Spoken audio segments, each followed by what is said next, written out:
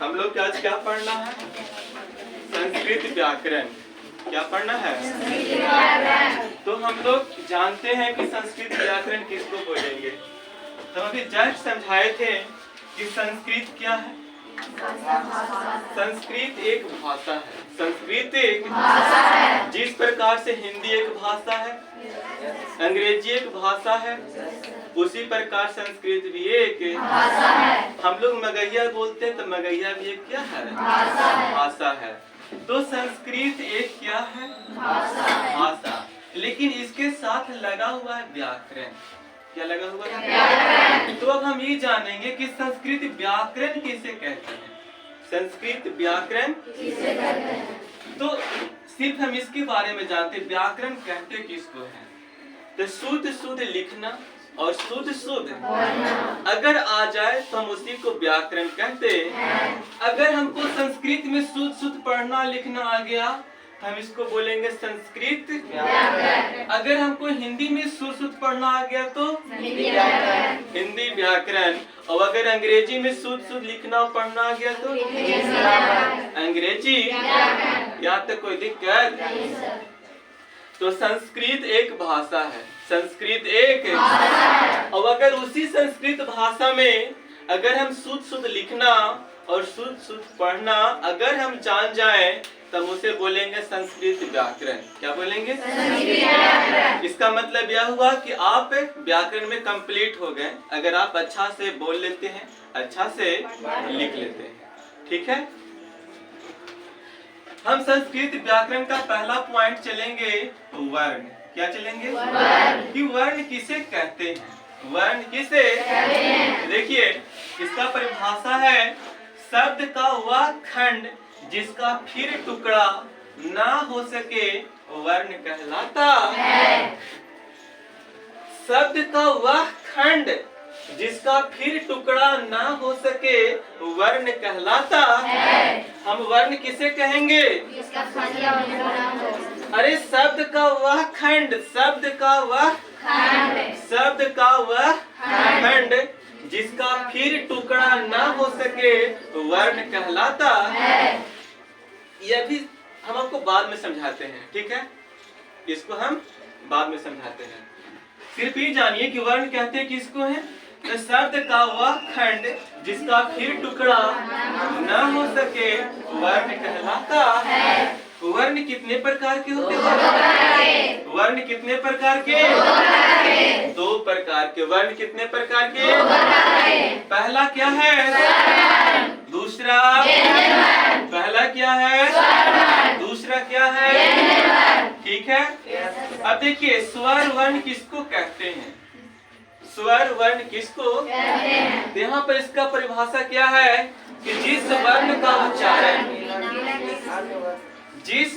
का उच्चारण बिना किसी अन्य वर्ण की सहायता से होता उसे स्वर वर्ण कहते हैं। जिस वर्ण का उच्चारण बिना किसी अन्य वर्ण की सहायता से होता है उसे स्वर वर्ण कहते हैं। हमें सारा चीज को भी बाद में समझा दे। ठीक है ना। अभी सिर्फ इसको पढ़ रहे हैं। इनकी संख्या कितनी है? इनकी संख्या कितनी है? 11। कौन कौन? आ ई। नहीं, हम ऐसे नहीं पढ़ेंगे। पढ़ेंगे आ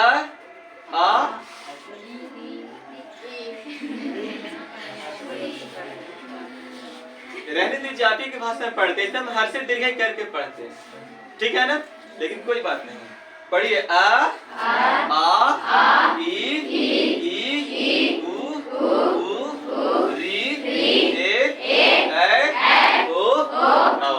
कितने हुए? कितने हुए? तो स्वर वर्ण कितने हैं? अब इसी स्वर वर्ण से हमको मात्राएं निकलती हैं जिनकी संख्या है 10। जिनकी संख्या है 10। इन्हीं 11 स्वर वर्ण से मात्राएं निकलती हैं जिनकी संख्या कितनी है? अब हम उसको कैसे याद करेंगे? तो देखिए यहाँ पर आ है ना। तो इस आ का मतलब होता है छुच्छे। कौची मतलब कुछ ना। आ का मतलब और आ का मतलब होता है एगो पहिया। एगो। और इस ई का मतलब होता है हमर झोपड़ी। बस इसको याद करने का तरीका है, ठीक है ना, ज्यादा मजाक में नहीं।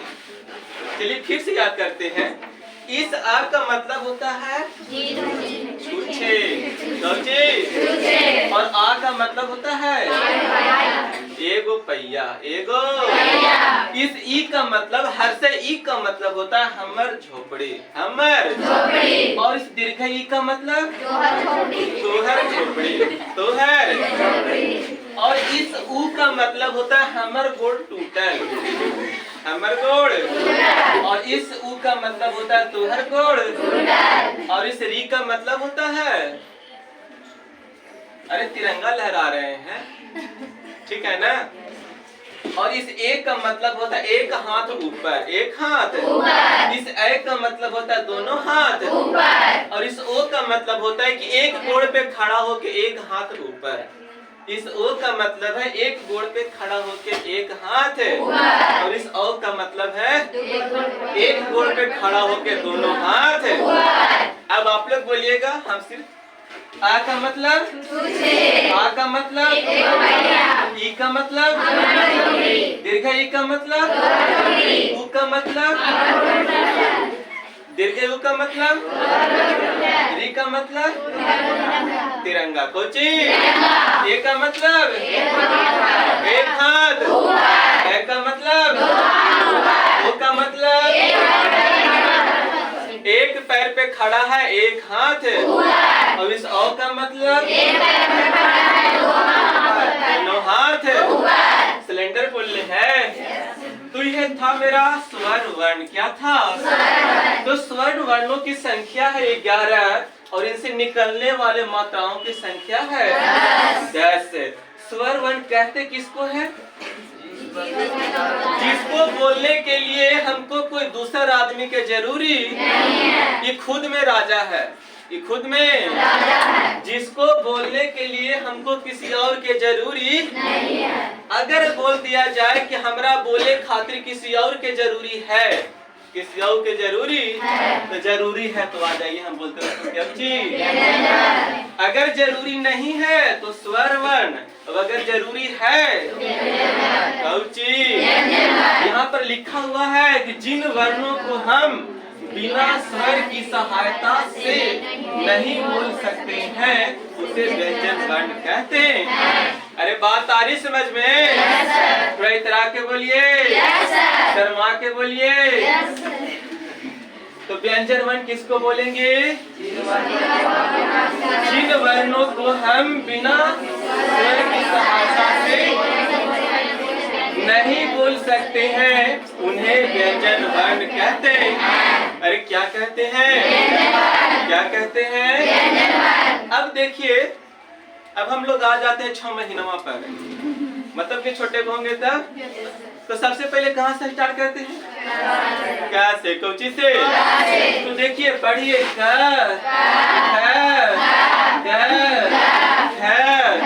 अंग। हम इसको बोलते हैं का वर्ग। क्या बोलते हैं? तो संख्या कितना हुआ? अरे कितना हुआ? तो का वर्गों की संख्या कुछ क्या याद रखेंगे? का वर्गों की संख्या। अब थोड़ा सा बड़ा हो गया तक कुछ पढ़ेंगे। अब इसको क्या बोलेंगे? च वर्ग। क्या बोलेंगे? कितना के बोलिए? च, छ, ज, छ, इया जी। ये हो गया हमारा च वर्ग। क्या हो गया? और इसकी भी संख्या, अरे कौची, कौची 5 जी। अब आइए, हम इसको बोलते हैं ट वर्ग। क्या बोलते हैं? तो बोलिए ट, वर्गी ना, ये कौची हो गया? और इसकी संख्या, अरे कितनी? 5 जी। अब आ गया ये, बोलिए त, न, इसको बोलेंगे त वर्ग। क्या बोलेंगे? इसकी संख्या, अरे कितनी? अब आगे आइए, बोलिए प फ ब ह म। इसकी संख्या और इसको क्या बोलेंगे? तो अब सारे को जोड़िए। पाँच दूना पचतियाई, पंचौके पचास। तो हम बोलेंगे स्पर्श वर्णों की संख्या कितनी होगी? याद हो गया? स्पर्श वर्णों की संख्या, स्पर्श वर्णों की संख्या कैसे? क वर्ग, च वर्ग, ट वर्ग, त वर्ग, 50। टोटल 25 हो गया ना? चलिए, जब भुइयां में घुलटा रहे थे तो यहाँ से लिखना स्टार्ट किए। अब माँ तक सीख लिए। अब माँ तक, तो माँ के बाद कौन सी होगा? तो बोलिए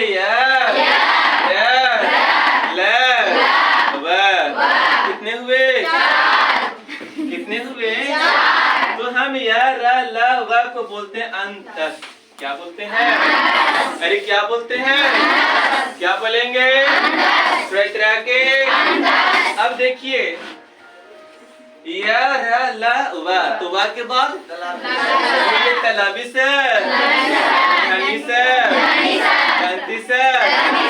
हाँ, कितने हुए? ई चार गो को हम क्या बोलते हैं? उसमें वर्ण। क्या बोलते हैं? क्या बोलते हैं? उसमें। अब हर के बाद कुछ आता है? छ, कौची? तो बोलिए ज्ञान। विसरा हो गया ना? ये कितने हुए? चार। और इस चार को हम लोग बोलते हैं संयुक्त वर्ण। क्या बोलते हैं? अरे क्या बोलते हैं? संयुक्त।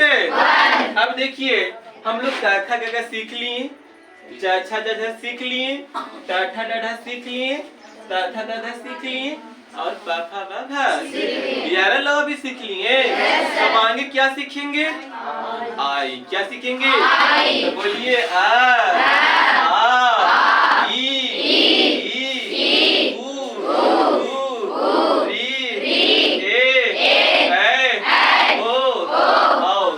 कितने हुए? इस 11 को हम लोग बोलते हैं स्वर वर्ण। क्या बोलते हैं?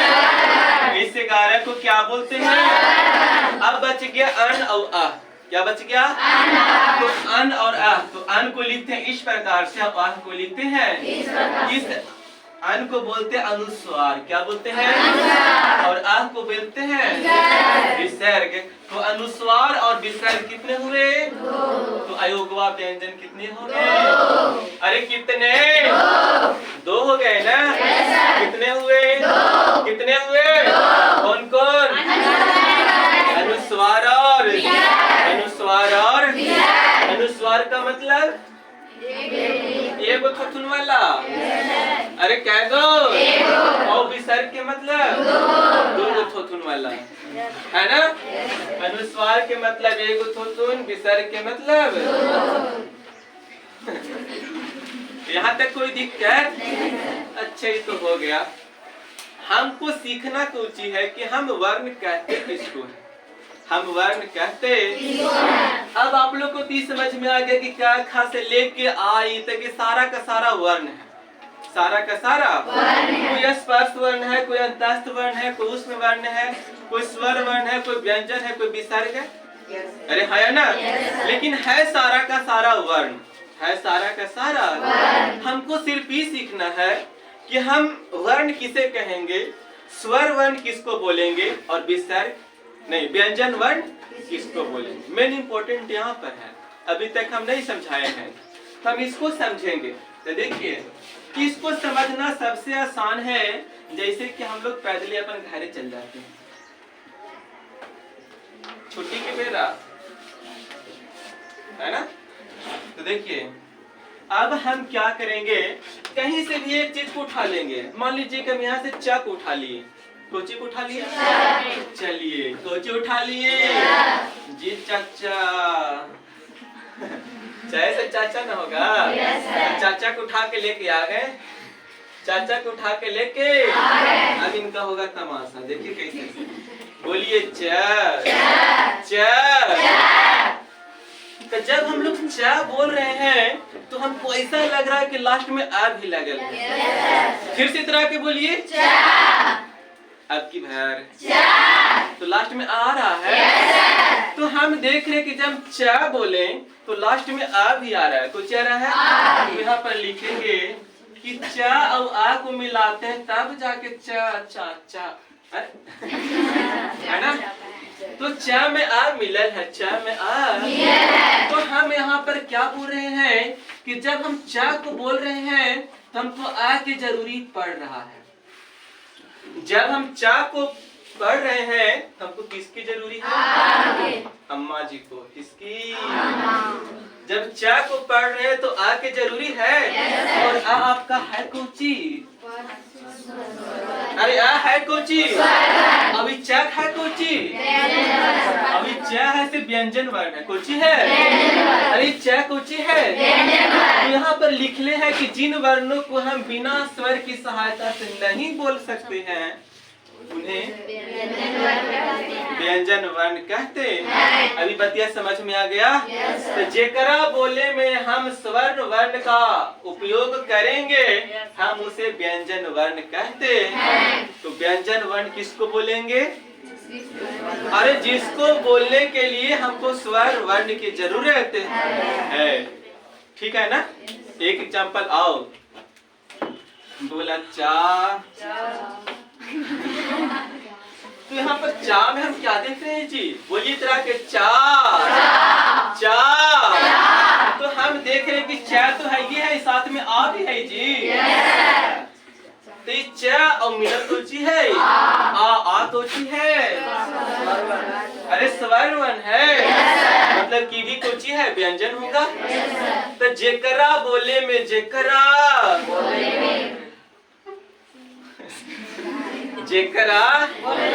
अगर स्वर वर्ण की जरूरत है हम उसे व्यंजन वर्ण कहते हैं। अब देखिए तमाशा इसका।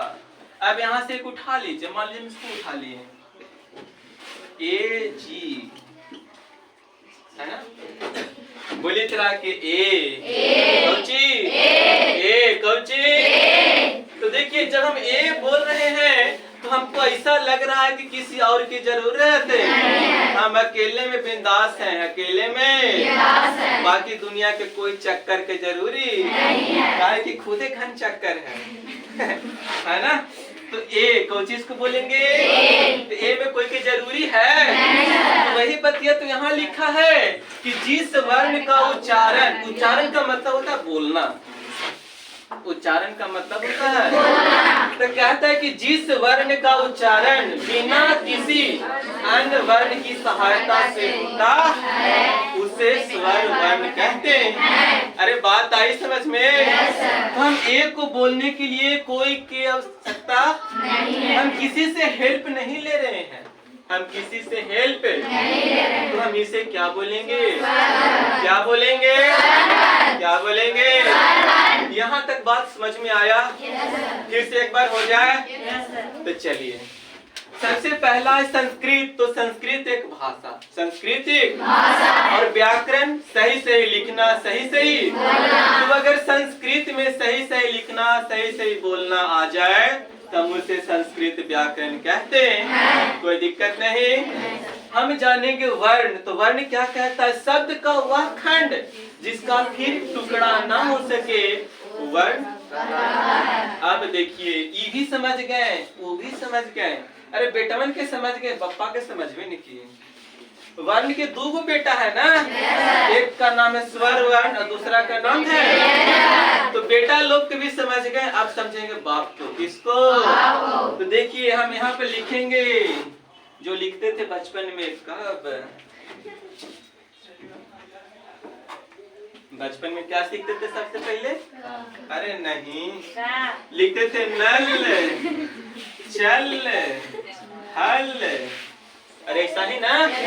कोई दिक्कत? तो वर्ण क्या कहता है? शब्द का वह खंड जिसका फिर टुकड़ा। तो अब इसको तोड़िए, यह शब्द ये क्या है? अब इसको तोड़ देंगे तो बन जाएगा न और। तो हम इसको फिर से तोड़ सकते हैं। अब अरे फिर से तोड़ सकते हैं, फिर से तोड़ सकते हैं। तो आपको पता है कि न व्यंजन वर्ण है और ल भी व्यंजन, तो अब हम इसको नहीं तोड़ सकते, यानी कि व्यंजन को हम नहीं तोड़। तो वही लिखा है, शब्द का वह खंड जिसका फिर टुकड़ा ना हो सके तो वर्ण कहलाता है। क्या कहलाता है? चलिए एक चीज और, अगर हम यहाँ पर लिखते विद्यालय, क्या लिखते? इसको पहले कैसे तोड़ते? विद्या जोड़ आलय, तो क्या हम इसको वर्ण बोल सकते हैं? अरे नहीं बोल सकते हैं, क्या कि अभी आउट टूटेगा। कैसे? तो यहाँ से वह है ना, और बाद कुछ हमल छपड़िया, ओकर बाद घ है, ओकर कुछ लगल है ई वाला, कितना टूट गया ना। अब हम इसको वर्ण बोल सकते हैं, अब हम इसको वर्ण बोल सकते हैं। तो वर्ण के बाद फिर टुकड़ा नहीं होता। वर्ण जब है तो उसके बाद फिर कोई टुकड़ा नहीं होगा। हम आपको यहाँ दिखा रहे हैं चल, तो हम चा को अब नहीं तोड़ सकते और नहीं ला को तोड़ सकते हैं। अरे है ना? तो वही बोलता है कि शब्द का वह खंड जिसका फिर टुकड़ा ना हो सके तो वर्ण कहलाता। आप लोग यहाँ तक समझ गए होंगे? तो ये वर्ण हो गया बाप, एकर दो गो बेटा है, कुछ नाम है स्वर वर्ण और व्यंजन। स्वर किसको बोलेंगे? देख ले, समझाइए। अरे जिसको बोलने के लिए अब हम किसी का हेल्प, अब अगर हेल्प ले लिए तो, हेल्प नहीं लिए तो, ठीक है ना? अब देखिए स्पर्श कितने हैं? 25। कौन कौन? का वर्ग, चा वर्ग, टा वर्ग, टा वर्ग और अंतस्थ कितने हैं? कौन कौन? उसमें कितने हैं? कौन कौन? संयुक्त कितने हैं? कौन कौन? कितने हैं? अरे कौन कौन? अनुस्वार और यहाँ तक कोई दिक्कत?